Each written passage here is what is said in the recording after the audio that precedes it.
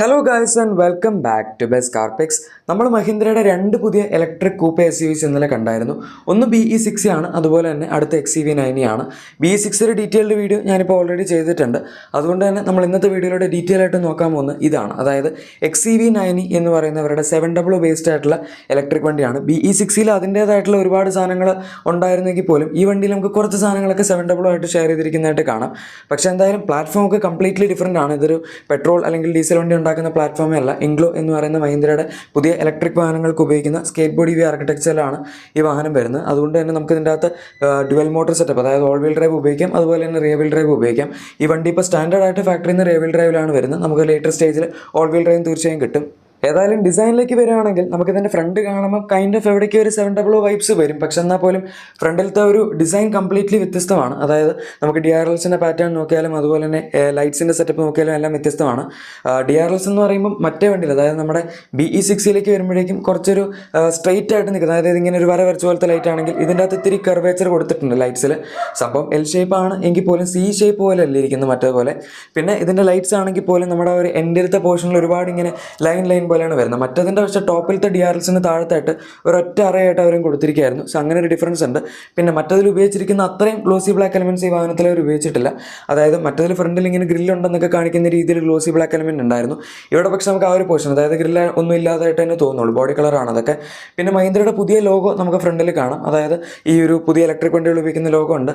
BE60ൽ BE എന്ന് പറഞ്ഞ logo ആണ് വന്നിരുന്നത്. പിന്നെ ഇതിൻ്റെ സൈഡ് പ്രൊഫൈലിലേക്ക് വരികയാണെങ്കിൽ നമുക്ക് 700ൽ കൊടുത്തിരുന്ന സെയിം ORVMs തന്നെയാണ് വരുന്നത്. പക്ഷേ അലോയ് വീൽസ് നല്ല വ്യത്യാസമുണ്ട്. 20 ഇഞ്ച് വീൽസ് വരെ നമുക്ക് ഈ വാഹനത്തിൽ സൈസ് അവൈലബിൾ ആണ്. 19 ഇഞ്ചൊക്കെ ഉണ്ട്, പക്ഷേ എന്നാൽ ടോപ്പിനിലേക്ക് വരുമ്പോഴേക്കും നമുക്ക് ഇത്രയും വലിയ 20 ഇഞ്ച് വീൽസ് ആണ് കിട്ടുന്നത്.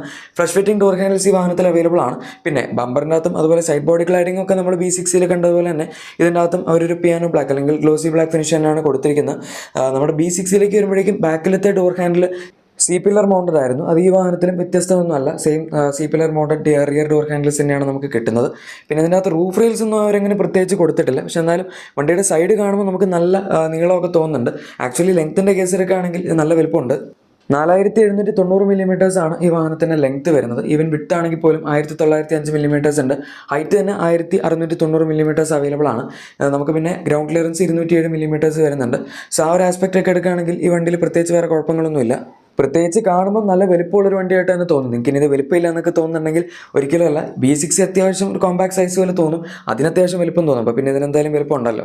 ഇനി റിയർ ഡിസൈനിലേക്ക് വരികയാണെങ്കിൽ ഇവിടെ നമുക്ക് കംപ്ലീറ്റ്ലി ഒരു C ഷേപ്പ്, അതായത് ഇങ്ങനെ ഒരു പോയിന്റിൽ തുടങ്ങി അവിടെ നിന്ന് ഇപ്പുറത്തേക്ക് വരുന്ന പോലത്തെ ഒരു കംപ്ലീറ്റ്ലി കണക്റ്റഡ് ആയിട്ടുള്ള ടെയിൽ ലാംപ്സ് തന്നെയാണ് കിട്ടുന്നത്. ഇവിടെ പക്ഷേ BE60 വെച്ച് നോക്കുകയാണെങ്കിൽ നമുക്ക് അതിൻ്റെ അകത്തേക്ക് വെർട്ടിക്കൽ ആയിട്ടുള്ള, അതായത് ഇങ്ങനെ ഒരു വര വരച്ച പോലത്തെ ലൈറ്റ് ആയിരുന്നു. ഇതിനകത്ത് പക്ഷേ അങ്ങനെയല്ല, കുറച്ച് കട്ട്സും ഗ്രീസൊക്കെ കൊടുത്ത് ഇപ്പുറത്തേക്കൊക്കെ ഇത്തിരി ടെയിലിൻ്റെ എക്സ്റ്റൻഷനൊക്കെ പോകുന്ന പോലെ ആക്കിയിട്ടൊക്കെയാണ് ചെയ്തിരിക്കുന്നത്. ബാക്കിലും മഹീന്ദ്രയുടെ പുതിയ ലോഗോ തന്നെയാണ് കിട്ടുന്നത്. പിന്നെ ഇതിൻ്റെ താഴത്തേക്ക് വരുമ്പോഴേക്കും നമുക്ക് റിവേഴ്സ് ലൈറ്റ്, റിഫ്ലക്ടർ അങ്ങനത്തെ സംഭവങ്ങളൊക്കെ വരുന്നുണ്ട്. ഷാർക്ക് ഫിൻ ആൻഡിന് അതുപോലെ ഒരു ചെറിയ സ്പോയിലർ ട്രീറ്റ്മെൻ്റ് ഒക്കെ കൊടുത്തിട്ടുണ്ട്. പിന്നെ ഇത് കൂപ്പ ആയതുകൊണ്ട് തന്നെ നമ്മുടെ വിൻഷീൽഡ് അടക്കം എല്ലാം ലിഫ്റ്റ് ആവും നമ്മൾ ബൂട്ട് ഓപ്പൺ ചെയ്യുന്ന സമയത്ത്. സോ ഇത്രയൊക്കെ കാര്യങ്ങളാണ് ഇതിൻ്റെ എക്സ്റ്റീരിയറിൽ പറയാൻ പറ്റുന്നത്. പിന്നെ ഇപ്പോൾ നിങ്ങൾ കണ്ടുകൊണ്ടിരിക്കുന്ന വണ്ടി കുറച്ചുകൂടി ചെറിയ സൈസ് അളവുള്ള വണ്ടിയാണ്. 20 ഇഞ്ച് എന്ന് പറഞ്ഞ ഒരു ഇതിൻ്റെ ലോഞ്ചിൻ്റെ, അതായത് റിവീൽ ടൈമിൽ കാണിച്ച വണ്ടിയായിരുന്നു. ഏതായാലും ഇൻറ്റീരിയേഴ്സിലേക്ക് വരികയാണെങ്കിൽ നമ്മൾ BE60 കണ്ട പോലെയല്ല, കുറച്ചുകൂടി ഡിഫറൻ്റ് ആയിട്ടുള്ളൊരു സെറ്റപ്പാണ് ഈ വണ്ടിയിൽ വരുന്നത്. ആദ്യം തന്നെ എടുത്തു പറയാൻ പറ്റുന്നതിന് ഡാഷ്ബോർഡ് ലേഔട്ടാണ്. ഡാഷ്ബോർഡ് ലേഔട്ട് പക്ഷേ കുറച്ചൊക്കെ സ്ഥലങ്ങളിൽ നമുക്ക് നമ്മുടെ XUV 700 ആയിട്ട് സിമിലാരിറ്റി തോന്നും. പ്രത്യേകിച്ച് സെൻറ്ററിൽ വരുന്ന AC വെൻസും അതുപോലെ സൈഡിൽ വരുന്ന AC വെൻസും പിന്നെ നടുവിൽ കൊടുത്തിരിക്കുന്ന ഈ ഒരു നമ്മുടെ ഒരു വൈറ്റ് എന്ന് പറയാൻ പറ്റില്ല, ഒരു ഓഫ് വൈറ്റ് പോലത്തെ ഫിനിഷും അതൊക്കെ. പക്ഷേ എന്തായാലും മൊത്തത്തിൽ നോക്കുമ്പോൾ ഫീച്ചേഴ്സിലൊക്കെ നല്ല വ്യത്യാസമുണ്ട്. ഇതിനകത്ത് മഹീന്ദ്രയുടെ പുതിയ ഇലുമിനേറ്റഡ് ലോഗോ ഉള്ള ഗ്ലോസി ബ്ലാക്ക് ഫിനിഷുള്ള 2 സ്പോക്ക് സ്റ്റിയറിംഗ് വീലാണ് വരുന്നത്. അതിൻ്റെ അകത്തൊരു ഡ്യുവൽ ടോൺ ഫിനിഷ് കൊടുത്തിട്ടുണ്ട്. പിന്നെ നമുക്ക് ഇതിൻ്റെ അകത്ത് 12.3 ഇഞ്ച് സൈസ് വരുന്ന ഹൈ റെസൊല്യൂഷൻ ഡിസ്പ്ലേ ഉള്ള 3 സ്ക്രീൻസ് ആണ് കൊടുത്തിരിക്കുന്നത്. ഈ ലെഫ്റ്റ് സൈഡിൽ, അതായത് പാസഞ്ചർ സൈഡിൽ വരുന്ന ഡിസ്പ്ലേയിൽ നമുക്ക് വേണമെങ്കിൽ നെറ്റ്ഫ്ലിക്സും സംഭവങ്ങളൊക്കെ വണ്ടി ഓടിക്കൊണ്ടിരിക്കുമ്പോൾ തന്നെ കാണാൻ പറ്റും. ഡ്രൈവറിന് അങ്ങനെയുള്ള ഡിസ്ട്രാക്ഷൻ വരുന്നില്ല, കാരണം ഡ്രൈവറിൻ്റെ വ്യൂവിൽ നിന്ന് ഒരുപാട് അപ്പുറത്താണ് ആ ഒരു സംഭവം ഇരിക്കുന്നത്. പിന്നെ ഈ 3 സ്ക്രീൻ വരുമ്പം നമുക്ക് ഈ ഒരു നമ്മുടെ സെൻറ്റർ കൺസോൾ എന്ന് പറയുന്നത് മൊത്തമായിട്ട് ഇങ്ങനെ നിറഞ്ഞിരിക്കുന്ന പോലെ തന്നെ തോന്നും ഡാഷ്ബോർഡിൻ്റെ ആ ഒരു എൻഡിലേക്ക് വരുമ്പോഴേക്കും. പിന്നെ സോഫ്റ്റ് ടച്ച് മെറ്റീരിയൽസ് ഒക്കെ തീർച്ചയായും ഈ വാഹനത്തിൽ അവൈലബിൾ ആണ്. അങ്ങനെ നമ്മൾ നോക്കുമ്പോൾ ഫീച്ചേഴ്സിൻ്റെ കാര്യത്തിലൊന്നും ഒരു കുറവും ഈ വാഹനത്തിൽ വരുത്തിയിട്ടില്ല. പ്രത്യേകിച്ച് ഡാഷ്ബോർഡ് ലേഔട്ട് എടുക്കുമ്പോൾ നമ്മൾ നല്ലൊരു പ്രീമിയം വണ്ടിയിൽ കയറിയിരിക്കുന്ന ഫീൽ തന്നെയാണ് മഹീന്ദ്ര ഈ ഒരു വാഹനത്തിൽ കൊടുത്തിരിക്കുന്നത്. B6 തന്നെ അത്യാവശ്യം നല്ല പ്രീമിയം ആയിരുന്നു, ഈവൻ ദോ അതിനകത്ത് 2 സ്ക്രീൻ ഉണ്ടായിരുന്നുവെങ്കിൽ പോലും. ഇനി ഡാഷ്ബോർഡിന് താഴെയുള്ളൊരു സെൻറ്റർ കൺസോൾ ഏരിയ നമ്മൾ നോക്കുകയാണെങ്കിൽ B6 വെച്ച് കമ്പയർ ചെയ്യുമ്പോൾ അത്യാവശ്യം വ്യത്യാസമുണ്ട് ഇതിന്. കാരണം നമ്മുടെ ഡ്രൈവ് മോഡ് സെലക്ടിങ് മറ്റതിൻ്റെ അകത്തൊരു ഈ എയർക്രാഫ്റ്റിലൊക്കെ കാണുന്ന പോലത്തെ നല്ല രസമുള്ളൊരു സ്റ്റിക്കായിരുന്നു. പക്ഷേ ഇതിൻ്റെ അകത്തേക്ക് വരുമ്പോഴേക്കും നമ്മൾ ഏകദേശം XV400 കാണുന്ന പോലത്തെ ഉള്ളൊരു ലിവറാണ് ഡ്രൈവ് മോഡ് സെലക്ടറായിട്ട് കൊടുത്തിരിക്കുന്നത്. പിന്നെ ഇലക്ട്രോണിക് പാർക്കിംഗ് ബ്രേക്ക്, അതുപോലെ നമ്മുടെ മൾട്ടിപ്പിൾ മോഡ് സെലക്ടേഴ്സ് സംഭവങ്ങളെല്ലാം തന്നെ ഇതിനകത്ത് അവൈലബിൾ ആണ്. 2 കപ്പ് ഹോൾഡേഴ്സ് ഒക്കെ കൊടുത്തിട്ടുണ്ട്.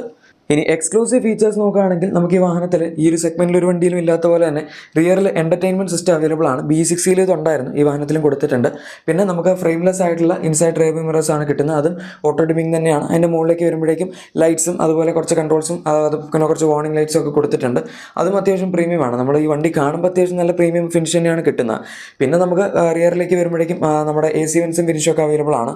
ആ മിറേഴ്സിൻ്റെ മുകളിലായിട്ട് തന്നെ നമുക്ക് ഡ്രൈവറിൻ്റെ ഫെറ്റീഗ് അലേർട്ട് എന്ന് പറഞ്ഞൊരു സംഭവമുണ്ട്. പിന്നെ ഇതിൻ്റെ അകത്ത് നമുക്ക് ഓട്ടോ പാർക്ക് അല്ലെങ്കിൽ സെൽഫ് പാർക്ക് എന്ന് പറഞ്ഞ ഫീച്ചർ അവൈലബിൾ ആണ്. നമ്മൾ ഈ പല ജർമ്മൻ വണ്ടികളൊക്കെ കാണുന്ന ഫീച്ചേഴ്സാണ്, അതൊക്കെ ഇതിൻ്റെ അകത്തും കൊടുത്തിട്ടുണ്ട്. പിന്നെ അടുത്ത ഫീച്ചർ 16 സ്പീക്കേഴ്സിൻ്റെ ഓഡിയോ സിസ്റ്റം ആണ്. ഹാർമൻ കാർഡൻ ഓഡിയോ സിസ്റ്റം ആണ് ഇതിനകത്ത് കൊടുത്തിരിക്കുന്നത്. സോ മ്യൂസിക്കിൻ്റെ ഔട്ട്പുട്ട് എന്ന് പറയുന്നത് എന്തായാലും 16 സ്പീക്കറുള്ളതുകൊണ്ട് ഉറപ്പായിട്ടും ഗംഭീരമായിരിക്കും. അടുത്ത് വരുന്ന ഹെഡപ്പ് ഡിസ്പ്ലേ ആണ്. പൊതുവേ നമുക്ക് ഈ സെഗ്മെന്റിൽ ചില വണ്ടികളൊക്കെ ഹെഡപ്പ് ഡിസ്പ്ലേ കിട്ടുമെങ്കിലും കുറച്ച് ചീപ്പായിട്ട് തോന്നുന്ന പോലത്തെ ഹെഡപ്പ് ഡിസ്പ്ലേ ആണ്, അല്ലെങ്കിൽ ജസ്റ്റ് കൊടുക്കാൻ വേണ്ടി കൊടുത്ത പോലത്തെ ഹെഡപ്പ് ഡിസ്പ്ലേ ആണ്. ഇതിൻ്റെ അകത്ത് പക്ഷേ നല്ല ആനിമേഷനൊക്കെ ഉള്ള ക്രിസ്പായിട്ടുള്ള ഹെഡപ്പ് ഡിസ്പ്ലേ തന്നെയാണ് അവർ കൊടുത്തിരിക്കുന്നത്. കാണുമ്പോഴും നല്ലൊരു പ്രീമിയം ഫിനിഷ് ഉണ്ട്.